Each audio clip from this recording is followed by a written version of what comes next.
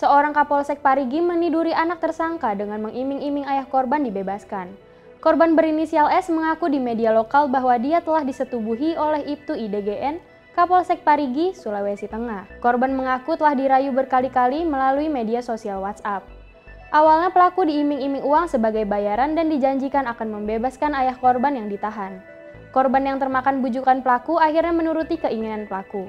Sayangnya, pelaku tidak menepati janji dan hanya memberikan korban sejumlah uang. Atas tindakan yang dialami korban, akhirnya korban melaporkan kejadian ini ke pihak yang berwajib setelah kedua kalinya mendapatkan bujukan yang sama melalui chat. Berkaitan dengan kasus kejahatan seksual yang dilakukan salah seorang oknum Kapolsek di Parigi, Sulawesi Tengah, Komnas Perlindungan Anak melihatnya ini sebagai tragedi kemanusiaan yang sesungguhnya tidak akan pernah terjadi. Saya tidak bisa membayangkan seorang oknum Kapolsek melakukan kejahatan seksual dengan janji-janji untuk membebaskan orang tua korban dari tindak pidana. Namun minta imbalan, ini yang menjadi keresahan bagi Komnas Perlindungan Anak, bahwa korban bersedia untuk ditiduri. Oh, ini merupakan pelanggaran terhadap anak yang tidak bisa ditoleransi.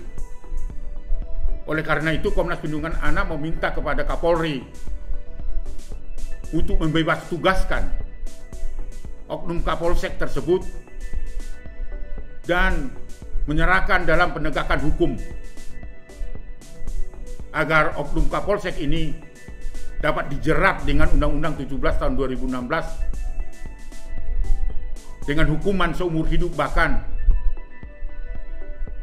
bisa ditambahkan untuk dipasang chip untuk monitoring oknum Kapolsek yang melakukan kejahatan seksual ini jika sudah menjalani pidana pokoknya.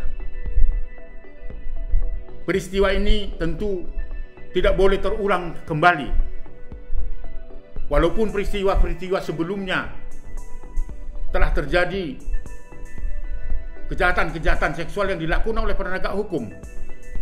Masih ingat saya kira salah seorang oknum polisi di salah satu polsek di Ternate melakukan kejahatan seksual ketika korban minta pertolongan untuk menginap di tempat atau di pos polisi itu karena kemalaman pulang ke desanya. Seyogianya saya kira peristiwa itu tidak pernah terjadi. Tapi sekali lagi, untuk kasus kejahatan seksual yang terjadi di Polsek Parigi,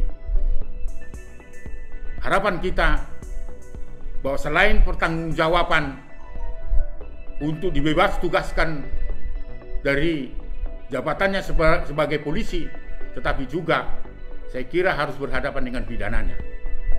Itulah harapan Komnas Perlindungan Anak dari peristiwa ini, supaya ini tidak terjadi lagi seperti kejadian di Polsek Parigi ini.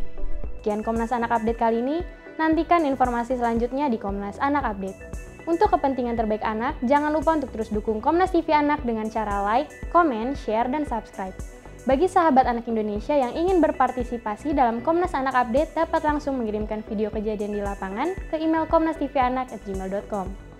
Salam anak Indonesia, anak terlindungi, Indonesia maju.